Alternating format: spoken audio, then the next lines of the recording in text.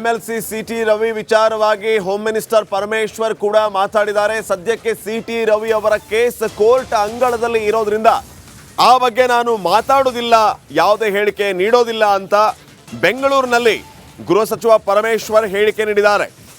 4 ಜಿಲ್ಲೆಗಳಲ್ಲಿ ಸಿಟಿ ರವಿ ಸುತ್ತಿಸಿದರ ವಿಚಾರದ ಬಗ್ಗೆಯೂ ಕೂಡ ನನಗೇನು ಗೊತ್ತಿಲ್ಲ, ಪೊಲೀಸರಿಂದ ಈ ಬಗ್ಗೆ ಮಾಹಿತಿ ಬಂದ ಬಳಿಕ ತಿಳಿಸ್ತೀನಿ ಅಂತ ಹೇಳಿ ಪರಮೇಶ್ವರ್ ಅವರು ಹೇಳಿದ್ದಾರೆ.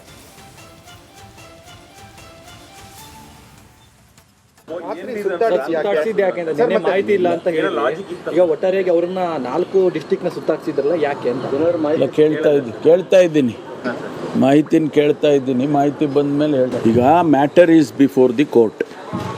ನಾನು ಯಾವುದೇ ಹೇಳಿಕೆಗಳನ್ನ ಕೊಡೋದಕ್ಕೆ ಹೋಗೋದಿಲ್ಲ. It becomes sub judice. ಆದ್ದರಿಂದ ಯಾವ ವಿಚಾರಗಳನ್ನು ಕೂಡ ಅದರ ಬಗ್ಗೆ ಚರ್ಚೆ ಮಾಡೋದು ಸರಿ ಕಾಣಿಸಲ್ಲ.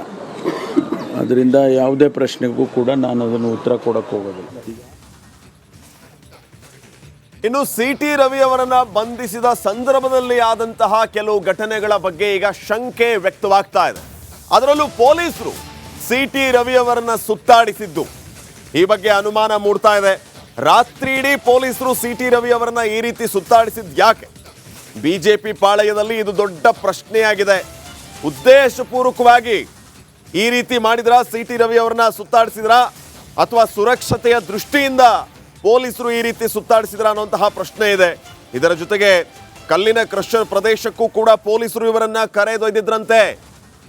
ಸಿಟಿ ರವಿ ಅವರು ಕೂಗಿ ಕೂಗಿ ಹೇಳ್ತಾ ಇದ್ರು, ಗಂಭೀರ ಆರೋಪವನ್ನ ಮಾಡ್ತಾ ಇದ್ರು, ಇವ್ರು ನನ್ನ ಕೊಲೆ ಮಾಡ್ತಾರೆ, ಇವ್ರು ನನ್ನ ಸಾಯಿಸ್ಬಿಡ್ತಾರೆ ಅಂತ.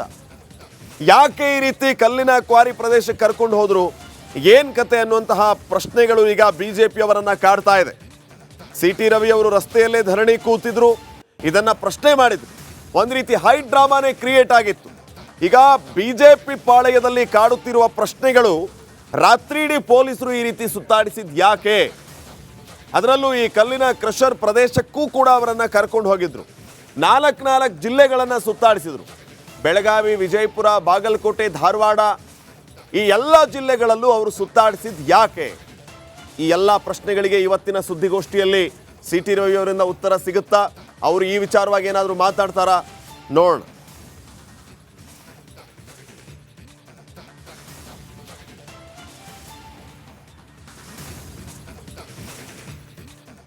ಇನ್ನು ಸಿಟಿ ರವಿ ಅವರ ಹೇಳಿಕೆ ವಿಚಾರಕ್ಕೆ ಸಂಬಂಧಪಟ್ಟಂತೆ DCM DK ಶಿವಕುಮಾರ್ ಅವರು ಮಾತಾಡಿದ್ದಾರೆ.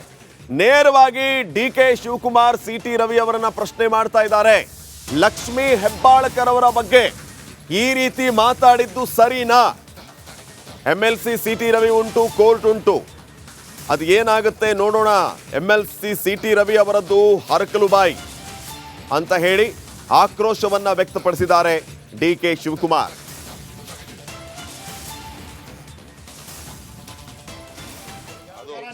ಕಾನೂನಲ್ಲಿ ಏನ್ ಸೆಕ್ಷನ್ ಇತ್ತು, ಕಾನೂನು ಕೋರ್ಟ್ಗೆ ಏನು ಗೌರವ ಕೊಡಬೇಕು, ಕೋರ್ಟಲ್ಲಿ ಏನು ಬೇಕಾದ್ರೂ ಮಾಡ್ತಾರೆ. ಅದಕ್ಕೆಲ್ಲ ನಮ್ಮನ್ನ ನೀವು ಪ್ರತಿಯೊಂದಕ್ಕೂ ಕೇಳಿಕೊಂಡು ನೀವು ಅವರು ಮಾತಾಡಿದ್ದು ಸರಿನಾ ಇಲ್ಲ ಅನ್ನೋದು ಫಸ್ಟು ಅದನ್ನು ಅವ್ರು ಕೇಳಿಬಿಟ್ಟು ಆಮೇಲೆ ಬೇರೆ ವಿಚಾರ ಚರ್ಚೆ ಮಾಡೋಣ. ಅವ್ರ ಪಾರ್ಟಿ ಸಂಸ್ಕೃತಿ, ಅವ್ರ ಲೀಡರ್ ಸಂಸ್ಕೃತಿ, ಕಾನೂನಲ್ಲಿ ಬೇಲ್ ಸಿಕ್ಕೇ ಸಿಗ್ತದೆ, ಎಲ್ಲರಿಗೂ ಗೊತ್ತಿರುವಂಥ ವಿಚಾರನೇ. ಅವರು ಪೊಲೀಸ್ ಅವರಿದ್ದು ಉಂಟು, ಕೋರ್ಟ್ ಉಂಟು, ಅವರುಂಟು, ಅವ್ರು ಮಾಡಿದಂಥ ಅಪರಾಧ ಉಂಟು.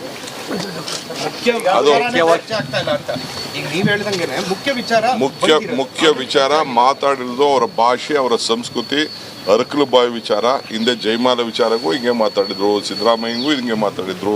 ಬೇರೆ ಬೇರೆ ಇದು ನಿತ್ಯ ಸುಮಂಗಲಿ ಅಂತ ಅಸೆಂಬ್ಲಿಲೂ ಒಂದ್ಸತಿ ನಡೆದಿತ್ತು, ಇದು ನಡೆದಿದೆ. ಇದು ಸರಿನಾ ಇಲ್ವಾ ಅಂತ ದೊಡ್ಡ ಮಟ್ಟಕ್ಕೆ ಒಂದು ನ್ಯಾಷನಲ್ ಪಾರ್ಟಿ ಲೀಡ್ರು. ನನಗೂ ಬಗ್ಗೆ ಭಾಳ ಸಿಂಪತಿ ಇದೆ. ಒಳ್ಳೆ ಕಲ್ಚರ್, ಚಿಕ್ಕಮಂಗ್ಳೂರು ಜನ ಅಂದರೆ ಒಳ್ಳೆ ಕಲ್ಚರ್ ಜನ. ಆ ಪಾರ್ಟಿಲಿ ಈ ಥರ ಹೆಣ್ಮಕ್ಳ ಬಗ್ಗೆ ಮಾತಾಡೋದು ಸರಿನಾ ಇಲ್ವಾ? ಇಡೀ ಪೊಲೀಸರು ಸಿಟಿ ರವಿ ಅವರನ್ನ ಈ ರೀತಿ ಸುತ್ತಾಡಿಸಿದ್ ಯಾಕೆ? ಬಿಜೆಪಿ ಪಾಳಯದಲ್ಲಿ ಇದು ದೊಡ್ಡ ಪ್ರಶ್ನೆಯಾಗಿದೆ.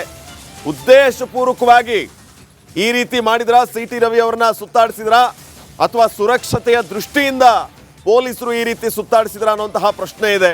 ಇದರ ಜೊತೆಗೆ ಕಲ್ಲಿನ ಕ್ರಷರ್ ಪ್ರದೇಶಕ್ಕೂ ಕೂಡ ಪೊಲೀಸರು ಇವರನ್ನ ಕರೆದೊಯ್ದಿದ್ರಂತೆ. ಸಿಟಿ ರವಿ ಅವರು ಕೂಗಿ ಕೂಗಿ ಹೇಳ್ತಾ ಇದ್ರು, ಗಂಭೀರ ಆರೋಪವನ್ನ ಮಾಡ್ತಾ ಇದ್ರು, ಇವ್ರು ನನ್ನ ಕೊಲೆ ಮಾಡ್ತಾರೆ, ಇವ್ರು ನನ್ನ ಸಾಯಿಸ್ಬಿಡ್ತಾರೆ ಅಂತ. ಯಾಕೆ ಈ ರೀತಿ ಕಲ್ಲಿನ ಕ್ವಾರಿ ಪ್ರದೇಶಕ್ಕೆ ಕರ್ಕೊಂಡು ಹೋದ್ರು, ಏನ್ ಕತೆ ಅನ್ನುವಂತಹ ಪ್ರಶ್ನೆಗಳು ಈಗ ಬಿಜೆಪಿ ಅವರನ್ನ ಕಾಡ್ತಾ ಇದೆ. ಸಿ ಟಿ ರವಿ ಅವರು ರಸ್ತೆಯಲ್ಲೇ ಧರಣಿ ಕೂತಿದ್ರು, ಇದನ್ನ ಪ್ರಶ್ನೆ ಮಾಡಿದ್ರು. ಒಂದು ರೀತಿ ಹೈ ಡ್ರಾಮಾನೇ ಕ್ರಿಯೇಟ್ ಆಗಿತ್ತು. ಈಗ ಬಿಜೆಪಿ ಪಾಳೆಯದಲ್ಲಿ ಕಾಡುತ್ತಿರುವ ಪ್ರಶ್ನೆಗಳು, ರಾತ್ರಿಯಿಡೀ ಪೊಲೀಸರು ಈ ರೀತಿ ಸುತ್ತಾಡಿಸಿದ್ ಯಾಕೆ? ಅದರಲ್ಲೂ ಈ ಕಲ್ಲಿನ ಕ್ರಷರ್ ಪ್ರದೇಶಕ್ಕೂ ಕೂಡ ಅವರನ್ನ ಕರ್ಕೊಂಡು ಹೋಗಿದ್ರು. 4 ಜಿಲ್ಲೆಗಳನ್ನು ಸುತ್ತಾಡಿಸಿದ್ರು. ಬೆಳಗಾವಿ, ವಿಜಯಪುರ, ಬಾಗಲಕೋಟೆ, ಧಾರವಾಡ, ಈ ಎಲ್ಲ ಜಿಲ್ಲೆಗಳಲ್ಲೂ ಅವರು ಸುತ್ತಾಡಿಸಿದ್ ಯಾಕೆ? ಈ ಎಲ್ಲ ಪ್ರಶ್ನೆಗಳಿಗೆ ಇವತ್ತಿನ ಸುದ್ದಿಗೋಷ್ಠಿಯಲ್ಲಿ ಸಿ ಟಿ ರವಿ ಅವರಿಂದ ಉತ್ತರ ಸಿಗುತ್ತಾ? ಅವರು ಈ ವಿಚಾರವಾಗಿ ಏನಾದರೂ ಮಾತಾಡ್ತಾರಾ? ನೋಡೋಣ.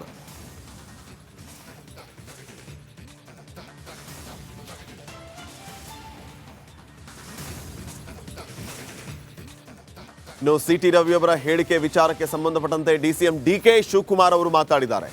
ನೇರವಾಗಿ ಡಿ.ಕೆ. ಶಿವಕುಮಾರ್ ಸಿ ಟಿ ರವಿ ಅವರನ್ನ ಪ್ರಶ್ನೆ ಮಾಡ್ತಾ ಇದ್ದಾರೆ. ಲಕ್ಷ್ಮೀ ಹೆಬ್ಬಾಳ್ಕರ್ ಅವರ ಬಗ್ಗೆ ಈ ರೀತಿ ಮಾತಾಡಿದ್ದು ಸರಿನಾ? MLC ಸಿ ಟಿ ರವಿ ಉಂಟು, ಕೋರ್ಟ್ ಉಂಟು, ಅದು ಏನಾಗುತ್ತೆ ನೋಡೋಣ. MLC ಸಿ ಟಿ ರವಿ ಅವರದ್ದು ಹರಕಲು ಬಾಯಿ ಅಂತ ಹೇಳಿ ಆಕ್ರೋಶವನ್ನ ವ್ಯಕ್ತಪಡಿಸಿದ್ದಾರೆ ಡಿ.ಕೆ. ಶಿವಕುಮಾರ್.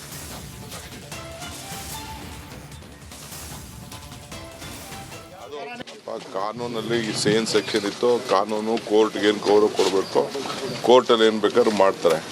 ಅದಕ್ಕೆಲ್ಲ ನಮ್ಮನ್ನ ನೀವು ಪ್ರತಿಯೊಂದಕ್ಕೂ ಕೇಳಿಕೊಂಡು ನೀವು ಅವರು ಮಾತಾಡಿದ್ದು ಸರಿನಾ ಇಲ್ಲ ಅನ್ನೋದು ಫಸ್ಟು ಅದನ್ನು ಅವ್ರು ಕೇಳಿಬಿಟ್ಟು ಆಮೇಲೆ ಬೇರೆ ವಿಚಾರ ಚರ್ಚೆ ಮಾಡೋಣ. ಅವ್ರ ಪಾರ್ಟಿ ಸಂಸ್ಕೃತಿ, ಅವ್ರ ಲೀಡರ್ ಸಂಸ್ಕೃತಿ, ಕಾನೂನಲ್ಲಿ ಬೇಲ್ ಸಿಕ್ಕೇ ಸಿಗ್ತದೆ, ಎಲ್ಲರಿಗೂ ಗೊತ್ತಿರುವಂಥ ವಿಚಾರನೇ. ಅವರು ಪೊಲೀಸ್ ಅವರಿದ್ದು ಉಂಟು, ಕೋರ್ಟ್ ಉಂಟು, ಅವರುಂಟು, ಅವ್ರು ಮಾಡಿದಂಥ ಅಪರಾಧ ಉಂಟು.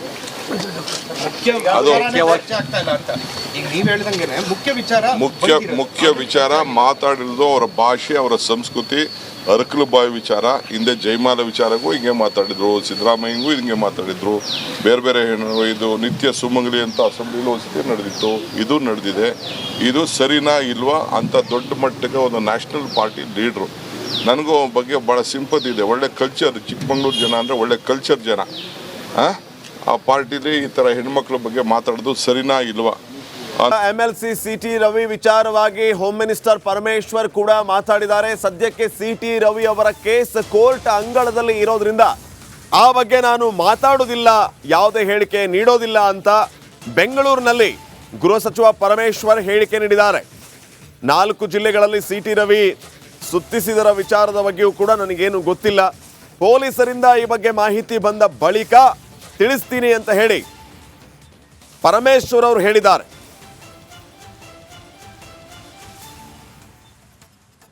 ಸುತ್ತಾಡ್ಸಿದ್ದು ಯಾಕೆ ಅಂತ ನಿನ್ನೆ ಮಾಹಿತಿ ಇಲ್ಲ ಅಂತ ಹೇಳಿ ಈಗ ಒಟ್ಟಾರೆಯಾಗಿ ಅವ್ರನ್ನ 4 ಡಿಸ್ಟಿಕ್ನ ಸುತ್ತಾಡ್ಸಿದ್ರಲ್ಲ ಯಾಕೆ ಅಂತ ಕೇಳ್ತಾ ಇದ್ದೀನಿ.